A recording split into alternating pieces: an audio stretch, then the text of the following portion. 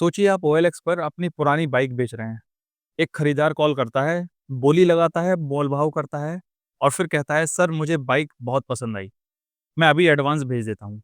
आपके अकाउंट में पहले ₹2 का एसएमएस आता है, फिर ₹20,000 का फर्जी स्क्रीनशॉट और आप खुश हो जाते हैं। खरीदार कहता है, "बस ओटीपी बताइए, पेमेंट कंप्लीट हो जाएगा।" जैसे ही आप ओटीपी बताते हैं, आपके आपके अकाउंट से ₹50,000 लगभग गायब हो जाते हैं। ये कोई 1-2 किस्से नहीं है, बल्कि लाखों लोग इस ओएलएक्स फ्रॉड के शिकार हो चुके हैं। ओएलएक्स क्या है और कैसे शुरू हुआ? ओएलएक्स ऑनलाइन एक्सचेंज एक ऑनलाइन प्लेटफ़ॉर्म है, जहाँ लोग पुरानी चीज़ें खरीद और बेच सकते हैं। 2010 के बाद भारत में इसका खूब इस्तेमाल हुआ। कपड़े, इलेक्ट्रॉनिक्स, बाइक, कार, सबका धंधा ओएलएक्स पर। लेकिन जितनी तेज़ी से ये प्लेटफ़ॉर्म बढ़ा, उतनी ही तेज़ी से अपराधियों ने इसे धोखाधड़ी का अड्डा बना लिया। ओएलएक्स फ्रॉड का पैटर्न इस प्रकार होता है, जैसे खरीदार बनकर ठगना। ठग खुद को आर्मी ऑफिसर, डॉक्टर या सरकारी ऑफिसर बताता है और कहता है मैं तुरंत पैसा भेज दूँगा, बस आप यूपीआई कन्फर्म कर दीजिए। फिर पेमेंट रिक्वेस्ट का खेल खेलता है, फेक एसएमएस या यूपीआई लिंक भेजकर एडवांस का झांसा देता है। जैसे ही ओटीपी शेयर हुआ, अकाउंट खाली। बेचने वाले की जल्दीबाजी का फायदा उठाता है। बेचने वाले को लगता है कि ग्राहक जेन्युइन है, इसलिए सावधानी नहीं बरतता। एक असली घटना मैं आपको बताता हूँ। सन 2020 में दिल्ली में एक शख्स ने ओएलएक्स पर अपनी कार बेचने का एक ऐड बनाकर डाला। खरीदार ने खुद को आर्मी का जवान बताया, बहुत इज्जत से बात की और बोला मैं देश की सेवा करता हूँ, आप मुझ पर आंखें बंद करके भरोसा कर सकते हैं। उसने एडवांस पेमेंट भेजने का झांसा दिया। कार मालिक ने ओटीपी बताया और कुछ ही मिनटों में ₹1.5 लाख का उसके साथ फ्रॉड हो गया। क्यों बनता है ओएलएक्स अपराधियों का पसंदीदा प्लेटफॉर्म? यहाँ सीधे बायर और सेलर का संपर्क होता है। कोई सख्त वेरिफिकेशन नहीं होता। लोग जल्दी सौदा करने के चक्कर में धोखा खा जाते हैं। ये थी ओएलएक्स फ्रॉड की शुरुआत। कैसे अपराधी खुद को भरोसेमंद बनाकर शिकार को फंसाते हैं। कैसे एक छोटे से ओटीपी या लिंक से अकाउंट साफ हो जाता है। अब हम देखेंगे ओएलएक्स फ्रॉड के हाई प्रोफाइल केस। कैसे ठग आर्मी या पुलिस की फेक पहचान का इस्तेमाल करते हैं और पुलिस कैसे इस रैकेट तक पहुंचने की कोशिश करती है। ओएलएक्स फ्रॉड में सबसे कॉमन ट्रिक है खुद को आर्मी जवान, पुलिस ऑफिसर या सरकारी कर्मचारी बताना। क्यों? क्योंकि आम आदमी को लगता है कि ये लोग तो भरोसेमंद होते हैं। इनका तरीका क्या होता है? ठग कहेगा कि मैं पोस्टिंग पर हूँ, जल्दी डील करनी है। आधार कार्ड, कैंटीन कार्ड या आर्मी आईडी का फेक फोटो व्हाट्सएप करेगा। फिर कहेगा कि मैं यूपीआई से पैसे भेज रहा हूँ, बस आप ओटीपी बता दीजिए। 2021 में दिल्ली में एक आदमी ने ओएलएक्स पर अपनी सेकंड हैंड कार बेचने का ऐड डाला। खरीदार ने आर्मी मेजर बनकर कॉल किया, पहले ₹10 एडवांस भेजा ताकि भरोसा बना रहे। फिर कहा अब पूरा पेमेंट ट्रांसफर कर रहा हूँ, बस ओटीपी बताइए। जैसे ही विक्रेता ने बेचने वाले ने ओटीपी बताया, ₹2,80,000 साफ। फिर पुणे के इंजीनियर ने अपनी बाइक ओएलएक्स पर डाली, खरीदार ने खुद को पुलिस वाला बताया, झांसा दिया कि बाइक मेरे बेटे के लिए चाहिए, मैं तुरंत पैसे भेज देता हूँ। ₹45,000 एडवांस भेजने का नाटक किया और ₹1,20,000 हड़प।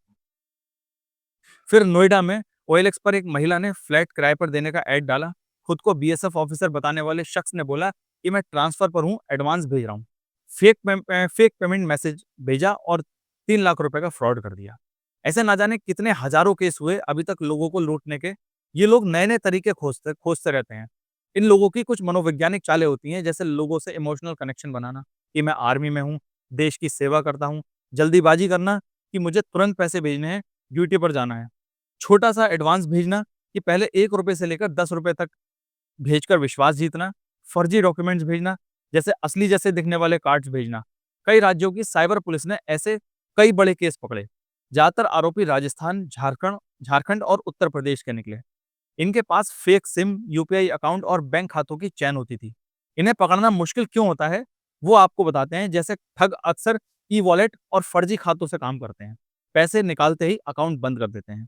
सिम कार्ड भी चोरी किए हुए डॉक्यूमेंट से लिए जाते हैं। मीडिया रिपोर्ट्स के अनुसार 2021 तक ओएलएक्स फ्रॉड के हजारों केस सामने आए। कई मामलों में पीड़ितों ने माना कि हम आर्मी और पुलिस का नाम सुनकर ही फंस गए। अब आपको पता चला कैसे ठग भरोसेमंद पहचान का इस्तेमाल करके करोड़ों का खेल खेलते हैं। कैसे आम आदमी झट से जाल में इनके फंस जाता है और कैसे इनका शिकार बन जाता है। कैसे पुलिस लगातार इन नेटवर्क्स को तोड़ने की लगातार कोशिश में लगी हुई है। अब हम देखेंगे सरकार और पुलिस के नए उपाय। कैसे आप ओएलएक्स और ऐसे प्लेटफॉर्म पर सुरक्षित रह सकते हैं और असली सीख क्या है इस कहानी से।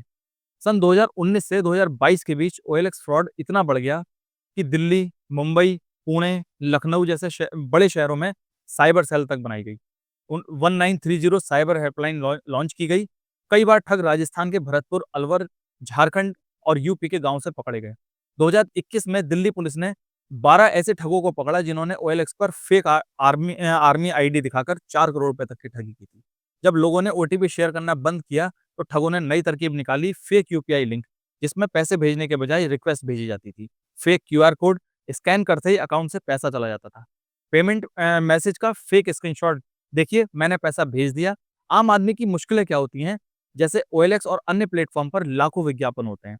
हर विज्ञापन का वेरिफिकेशन करना संभव नहीं है। लोग लालच या जल्दी के चक्कर में सावधानी भूल जाते हैं। इससे बचने के लिए सरकार और बैंकों ने बड़े स्तर पर कैंपेन चलाए। बैंक कहता है कभी ओटीपी शेयर ना करें, यूपीआई पेमेंट रिक्वेस्ट से सावधान रहें, किसी भी क्यूआर कोड को स्कैन करने से पहले समझ लें। ओएलएक्स ने भी प्लेटफॉर्म पर वार्निंग लगाना शुरू कर दिया। उसने कहा हमारे कर्मचारी कभी पैसे या ओटीपी नहीं मांगते। ये हालिया केस है 2023 का कि गुरुग्राम के एक आईटी इंजीनियर ने ओएलएक्स पर लैपटॉप बेचा। खरीदार ने तुरंत क्यूआर कोड भेजा और बोला स्कैन कीजिए, पैसे आपके अकाउंट में आ जाएंगे। जैसे ही इंजीनियर ने उस बारकोड को स्कैन किया, उसके 85,000 रुपए उड़ गए। शिकायत दर्ज हुई, लेकिन पैसा वापस आना लगभग नामुमकिन। इसमें सीखने वाली बात यह है कि भरोसा करने से पहले जांच करें, चाहे सामने वाला खुद को आर्मी ऑफिसर बताए या डॉक्टर। ओटीपी, सीवीवी पिन कभी शेयर ना करें। क्यूआर कोड सिर्फ पैसे भेजने के लिए स्कैन होता है, ना कि लेने के लिए। ठगी होते ही तुरंत कॉल करें 1930 साइबर हेल्पलाइन पर। ओएलएक्स और ऐसे प्लेटफॉर्म ने लोगों को मौका दिया अपनी चीज बेचने और खरीदने का, लेकिन अपराधियों ने उसी भरोसे को हथियार बना लिया। याद रखिए, टेक्नोलॉजी सुरक्षित है, लेकिन इंसानी लालच और लापरवाही खतरनाक है। सावधान रहिए, जागरूक रहिए, क्योंकि अगला शिकार आप भी हो सकते हैं। अगर ये वीडियो आपको पसंद आई हो, तो वीडियो को लाइक, शेयर, सब्सक्राइब करना बिल्कुल ना भूलें। बेल आइकन दबाइए। अगली बार फिर मिलेंगे आपके साथ एक और नई कहानी के साथ। धन्यवाद।